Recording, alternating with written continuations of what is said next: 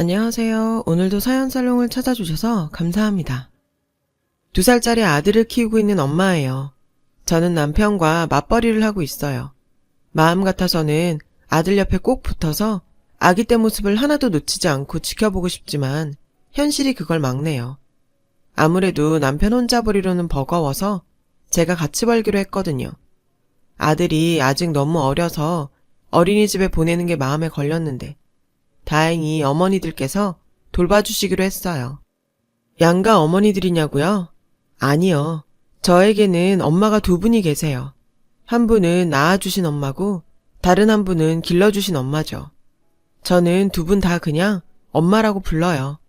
그건 저희 남편도 마찬가지고요. 저에게는 친정아빠가 없어요. 돌아가신 건 아니고 연을 끊고 살고 있죠. 솔직히 아빠라고 부르고 싶지도 않아요. 좋은 기억이 하나도 없으니까요. 제가 가지고 있는 아빠에 대한 기억들은 하나같이 어두운 기억들 뿐이에요. 그런 기억을 안겨준 아빠와는 2번 다시 엮이고 싶지 않아요. 제 어린 시절은 순탄하지 않았어요. 그런 가정에 태어난 게 잘못은 아닌데 마치 제 잘못인 것처럼 살아야 했어요. 저희 아빠와 엄마는 중매로 결혼했어요. 외갓집이 가난해서 입 하나 줄이려고 거의 팔려오듯 결혼을 하셨대요.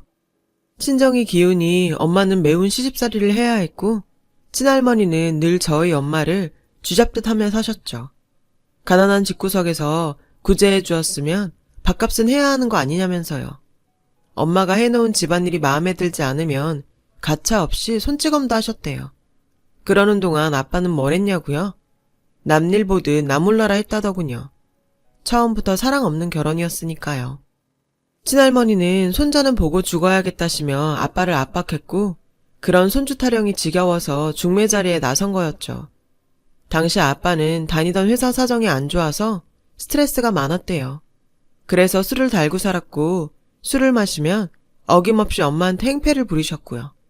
물건을 던지고 소리 지르고 욕하면서 엄마한테 너는 아들 낳으라고 데려온 거라고 폭언을 일삼으셨대요. 엄마는 하루하루가 너무나 힘들었지만 여기서 도망치거나 이혼을 해도 갈 곳이 없어서 참고 살 수밖에 없었죠. 가난한 친정에 가봤자 입만 늘어났다고 불만 말고는 들을 게 없으니까요. 그저 묵묵히 참으며 견디는 것 외에는 엄마가 할 수 있는 일은 없었어요. 오죽하면 장보러 집 밖에 나가는 시간이 제일 행복한 순간이었다고 회상할까요? 엄마의 시집살이는 맵고 서러웠죠. 그러다 결혼 후 1년 뒤 엄마는 저를 임신했어요. 임신 기간 내내 친할머니는 온갖 한약과 보약을 구해다 엄마한테 강제로 먹였고 아들 낳는데 좋다며 비린 잉어즈까지도 억지로 먹이셨어요. 이걸 먹어야 아들이 나온단다. 네가 아들이라도 낳아야 쓸모가 있지. 라고 하시며 기어이 다 삼키게 하셨대요. 그러나 그렇게 고된 임신 기간을 견디고 나온 아이는 딸이었어요. 바로 저죠.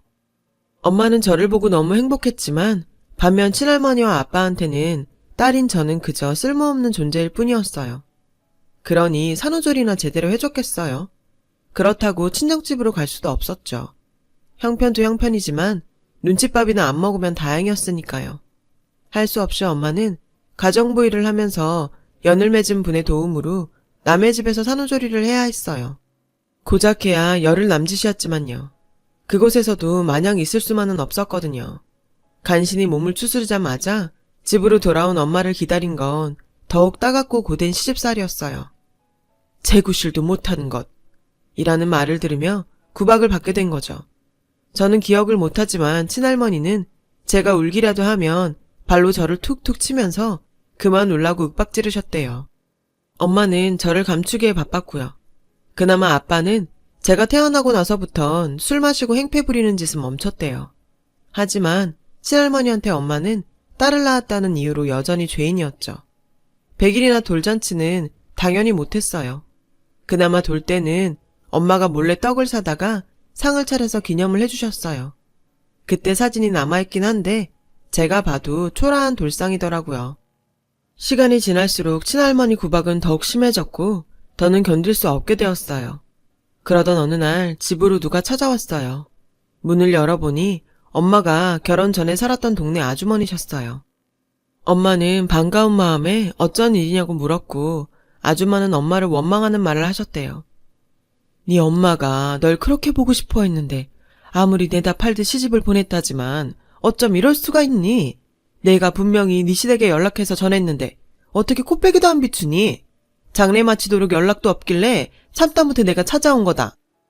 엄마는 그 말을 듣곤 주저앉고 말았어요. 엄마는 외할머니가 돌아가신 것도 모르고 있었거든요. 전 몰랐어요. 엄마가 그렇게 됐다는 건 들은 적도 없다고요. 그때 마침 친할머니가 돌아오셨어요. 친할머니는 아주머니를 빤히 쳐다봤죠. 저 일주일 전에 여기로 전화했던 사람입니다. 이 집 며느리 친정엄마 부고 전한 사람이요. 기억하시죠? 기억납니다. 왜? 장례 치르는데 안 왔다고 쫓아온 겁니까? 그 일이라면 돌아가세요. 시집 오면 출가 외인인데 지 서방 챙기고 집안일 하기도 바쁜 애를 왜 찾아요? 그래서 내가 말 안 했습니다. 이런 건 사돈도 이해할 겁니다. 그러면서 글쎄 태연하게 말하더래요.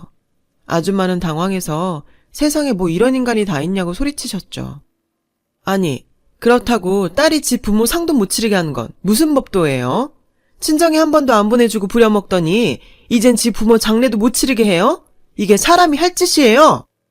그러자 친할머니는 여기서 계속 행패 부리면 경찰을 부를 거라며 집 안으로 들어가 버렸어요. 아주머니는 아무 말 없이 멍하게 앉아있는 엄마 손을 잡고 그러셨죠. 세상에 어쩌다 저런 못돼 먹은 년을 시어미로 만나서 어쩌니. 그리고는 엄마를 안아주셨대요.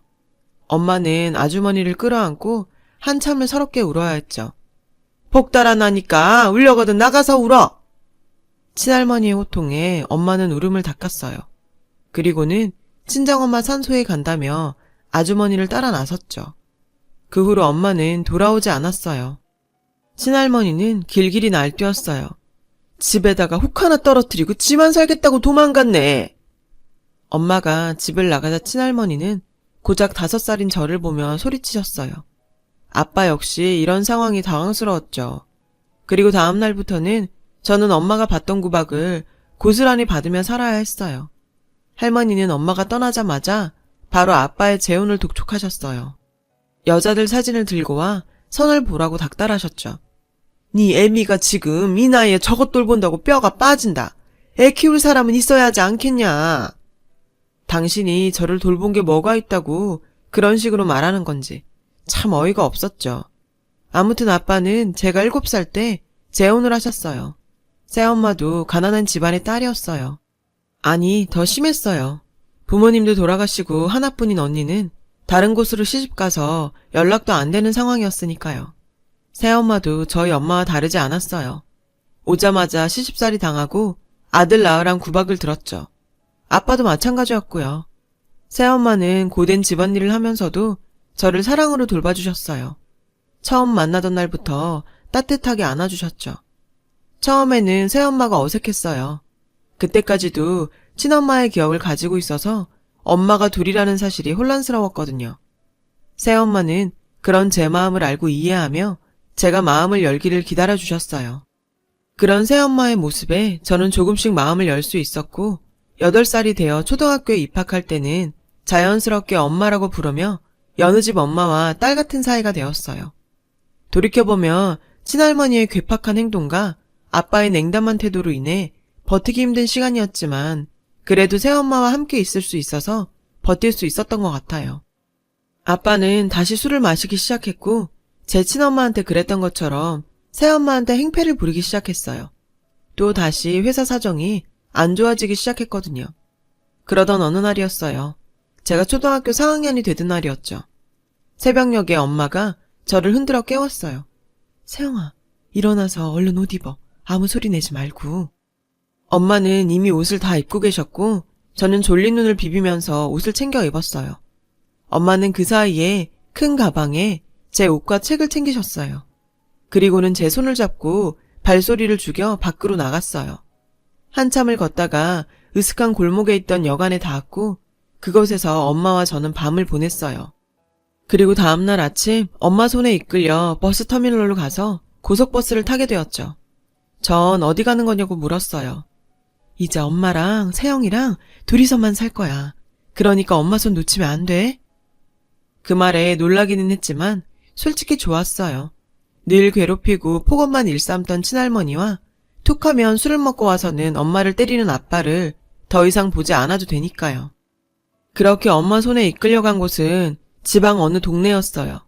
고급스러운 2층 주택 앞에 도착하자 엄마가 초인종을 눌렀고 우아하게 생긴 아줌마가 문을 열어주셨어요. 그날부터 우린 그 집에서 살게 되었어요. 며칠이 지난 뒤 엄마는 어떻게 된 일인지 말해주었어요. 아빠 회사가 결국 부도가 나서 아빠가 회사에서 잘렸다고 했어요. 아빠는 그 사실을 집에 말도 안 하고 숨기고 있었던 거예요. 그러다가 엄마가 우연히 아빠 동료와 통화하는 걸 엿듣게 됐고 그렇게 알게 되었다고 하더라고요. 아빠의 실직으로 인해 아빠의 폭력과 할머니의 괴롭힘은 더 심해질 게 분명했어요. 엄마가 더 참을 수가 없어서 염치가 없지만 여기 사는 분께 부탁을 드렸어. 엄마는 중학교 친구를 통해 가정부 일을 얻으셨다고 했어요. 저와 엄마를 맞아주신 바로 이 집 사모님이었죠. 다행히 그 집 사람들은 좋은 분들이어서 우리 모녀는 지금까지 지옥 같은 생활을 벗어나 행복한 시간을 보낼 수 있었어요. 비록 우리 집도 아니고 남의 집에 얹혀 살며 가정부 딸이란 소리를 들으며 놀림을 받았지만 그래도 친가에서 살던 때를 생각하면 이 정도는 아무것도 아니었죠. 엄마는 오로지 저 하나 잘 키우기 위해 누구보다 열심히 일하셨어요. 마치 자신이 낳은 자식처럼 키우셨죠. 엄마한테는 이제 너밖에 없어. 엄마가 종종 했던 말이에요. 저에게도 엄마뿐이었죠. 그렇게 우리 모녀는 서로를 의지하면서 함께 살아갔어요. 엄마가 일하시는 집 사모님은 마음이 좋으신 분이셔서 제가 학교 다닐 때 필요한 학용품이나 옷가지들도 사주시곤 했어요. 그 집은 아들이 하나 있었는데 해외로 유학을 떠나서 집에는 사모님과 사장님 뿐이었죠. 사장님이 출근하시면 사모님은 혼자 집에 계셨는데 적적하신지 종종 저와 함께 놀아주셨어요. 덕분에 저는 고등학교까지 무난히 잘 다닐 수 있었어요. 사실 성적은 대학에 갈 성적이 나왔어요. 하지만 일찌감치 대학은 포기하고 취업 준비를 하고 있었죠. 엄마가 열심히 일하면 너 대학은 보낼 수 있어. 그러니까 대학 가라. 응? 엄마는 제게 대학에 가라고 설득했지만 저는 대학엔 미련이 없다고 빨리 취업해서 돈을 벌고 싶다고 했어요. 사실 정말 대학에 미련이 없기도 했고요. 고등학교를 졸업하고 얼마 뒤 저는 20살이 되었어요. 그리고 우리 모녀는 10년 넘게 살았던 사모님 댁을 나와 이사를 했죠. 그동안 모은 돈으로 낡고 작기는 하지만 우리 모녀가 살 빌라를 구했거든요. 사모님은 무척 섭섭해하셨지만 그러면서도 축하해 주셨어요. 우리 모녀가 어떻게 살았는지 잘 아시니까요. 이사를 한 날 엄마와 저는 짜장면도 시켜 먹고 케이크를 사다가 이사 기념 축하도 했어요. 이제부터 진짜 둘이 살게 되었으니 남들처럼 한번 잘 살아보자고 다짐도 했죠. 이후 저는 취직을 해서 회사에 다니게 되었어요. 엄마도 집만 나왔을 뿐이지 사모님 댁 일은 계속 하셨고요. 그리고 저는 일한 지 3년이 되던 해에 지금의 남편을 만나서 연애를 하게 됐고 2년 정도 연애를 하고는 결혼을 하게 되었어요. 그러면서도 고민도 많았죠. 남편과는 학벌도 그렇고 집안 사정도 차이가 엄청났으니까요. 그런데 저는 고졸 출신에 돈도 없고 새엄마와 도망쳐 사는 처지니까요. 그런데 무슨 운인지 제가 정말 좋은 시댁을 만났지 뭐예요. 상견례 자리에서 시어머님은 저희 집 사정을 깔보기보다는 오히려 그동안 고생 많았겠다며 위로해 주셨어요. 저희 엄마한테 존경스러운 어머니라며 이런 분과 사돈을 맺게 되어 오히려 영광이라고 하셨죠. 정성스럽게 키운 딸을 보내주시는 것도 감사한데 뭐 들려보내실 필요 없습니다. 저희는 그냥 새형이 하나면 됩니다. 혼수랑 예단도 마다하시며 몸만 오라고 하시더라고요. 시어머님의 말에 저희 엄마는 눈물을 흘리셨어요. 고맙고 죄송하다고요. 좋은 시부모님 덕에 저와 남편은 걱정 없이 결혼 준비를 할 수 있었어요. 그렇게 결혼식 날짜를 잡고 본격적으로 결혼 준비를 시작했어요. 하루는 엄마와 웨딩드레스를 보러 가게 되었어요. 제 웨딩드레스를 보고 남편 예복도 예약할 예정이었거든요. 엄마와 수다를 떨면서 웨딩드레스를 둘러보는데 어디선가 소란소란 소리가 들렸어요. 엄마와 동시에 그 방향을 돌아보니 어느 가족이 싸우고 있더라고요. 그런데 가족 구성이 조금 이상했어요. 중년 부부와 그의 딸로 보이는 제 또래의 여자가 있었어요. 그리고 그 옆에는 저희 엄마와 비슷한 연배의 여자가 한 명 더 있었죠. 아, 진짜 왜 데리고 와서는 짜증나게! 젊은 여자가 화를 내며 소리쳤어요. 진정해. 그냥 가방 들어주는 사람이다 생각하고 네가 참아. 중년 여자가 달래더라고요. 그 옆에 다른 여자는 죄인처럼 고개를 숙이고 있었죠. 그때였어요. 제 귀를 때리는 소리가 들린 것. 일단 밥부터 먹고 오자. 그 목소리는 분명 아빠 목소리였어요. 엄마도 알아챘는지 놀란 눈으로 저를 쳐다봤어요. 우리는 그쪽으로 다가갔어요. 가까이 가보니 중년 남자는 다름 아닌 아빠더군요. 엄마와 저는 너무 놀라서 뒷걸음질을 치려는데 하필 그때 아빠랑 눈이 마주치고 말았어요. 아빠는 놀란 저를 보다가 제 뒤에 있는 엄마를 발견하곤 눈이 커지더군요. 시간이 흘러 저는 못 알아봤지만 엄마는 한눈에 알아보는 눈치였어요. 그때였죠. 옆에서 젊은 여자가 누군데 그러냐고 묻더군요. 아빠는 아무 말도 하지 않았어요. 기가 막히더라고요. 엄마랑 제가 집을 나가고 또 재혼을 한 모양이었어요. 이번에도 딸 낳아서 저 정도로 잘 키우고 사는 걸 보니 신기하더군요. 순간 저도 모르게 용기가 났어요. 축하드려요. 3번 결혼하셔서 겨우 운명 찾으신 것 같네요. 그 말에 아빠는 당황했고 옆에 두 여자도 덩달아 당황하더라고요. 유일하게 당황하지 않은 사람은 옆에서 초라하게 고개를 숙이고 있던 저희 엄마 연배의 여자뿐이었어요. 그 여자는 당황하는 대신 고개를 들고 저를 바라보았어요. 그리고 이내 눈에 눈물이 고였죠. 그 모습에 저는 놀라고 말았어요. 그 사람은 바로 저를 버리고 떠난 제 친모였으니까요. 친엄마는 저를 보자 세영아 라고 부르곤 저를 와라 껴안았어요. 저는 그저 멍하게 서 있을 뿐이었죠. 제가 정신을 차린 건 옆에서 들려오는 짜증스러운 목소리 때문이었어요. 아, 뭐야. 드레스 보러 와서 쪽팔리게. 젊은 여자의 말에 저는 정신이 들었어요. 무슨 말을 그딴 식으로 해요? 그쪽보다 나이도 많으신 분한테. 그쪽은 가정교육을 그따위로 받고 자랐나 보죠? 그랬더니 젊은 여자가 발끈하더군요. 아빠는 주변 눈치를 보더니 여기서 이러지 말고 나가서 얘기하자며 제 팔을 잡아 끌었어요. 저는 그 손을 뿌리치고 아빠를 밀치며 말했죠. 함부로 내 몸에 손대지 마세요. 당신이 뭔데 나한테 이러는 건데요? 창피하긴 한가 보죠? 그러게 인생을 왜 그따위로 사셨대요? 창피한 줄 알면 제대로 살았어야지. 젊은 여자와 그녀의 엄마는 아빠를 노려보며 도대체 무슨 사이길래 이러냐고 따져 물었어요. 아빠는 난처한 표정으로 나중에 얘기하겠다고 하더군요. 왜요? 나중에 무슨 거짓말을 하려고? 그냥 여기서 말하세요. 저 이 사람 딸이에요. 그리고 당신들이 구박하는 이 여자는 제 친엄마고요.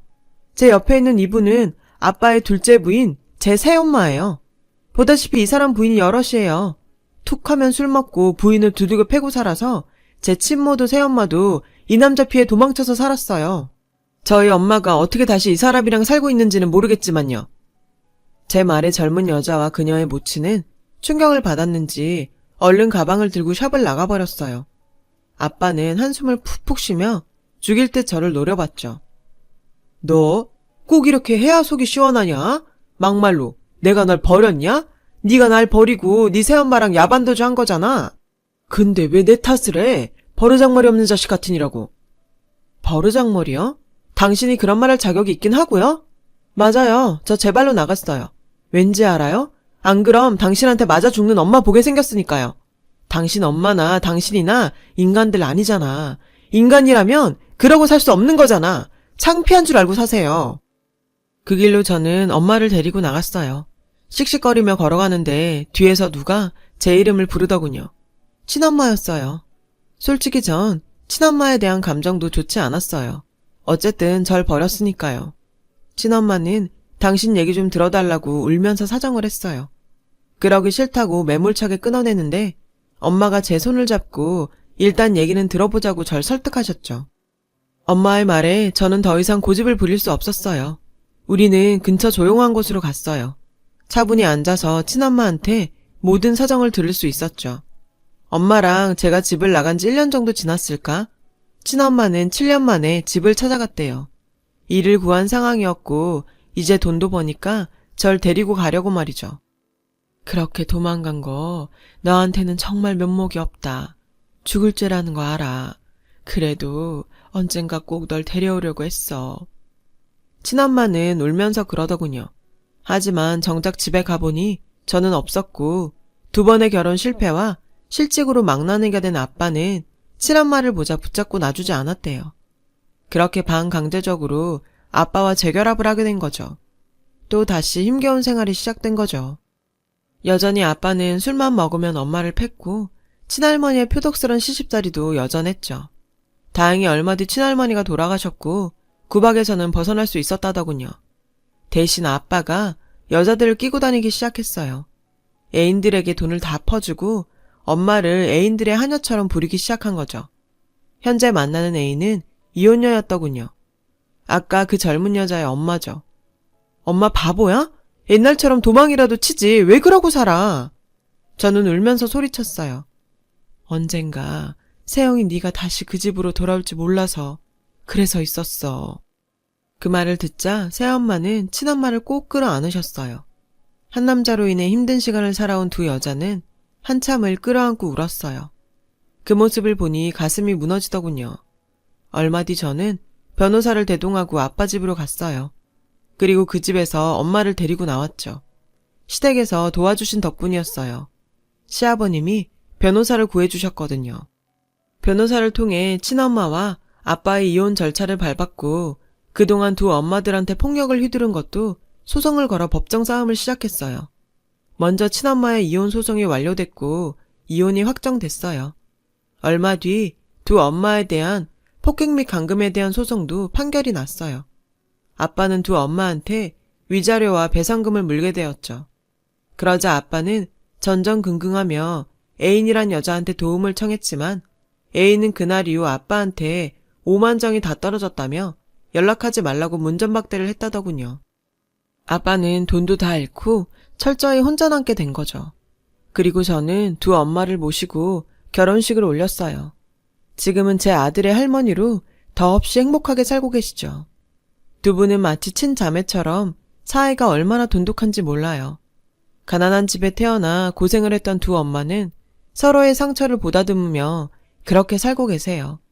덕분에 저는 암흑 같은 상황 속에서도 온전한 성인으로 자랄 수 있었어요. 저는 정말 운이 좋은 사람입니다. 한스러운 인생을 사셨지만 저 하나 지켜내기 위해서 두 엄마가 제게 주신 사랑을 잊지 않고 앞으로도 두 분의 딸로 열심히 살아가려고 해요. 저 행복할게요. 긴 사연을 들어주셔서 감사드려요. 들어주신 모든 분들 꽃길만 걸으세요. 여러분, 사연 댓글에 응원과 현명한 조언 부탁드려요. 좋아요와 구독은 저에게 큰 힘이 됩니다. 오늘도 좋은 일 가득하세요.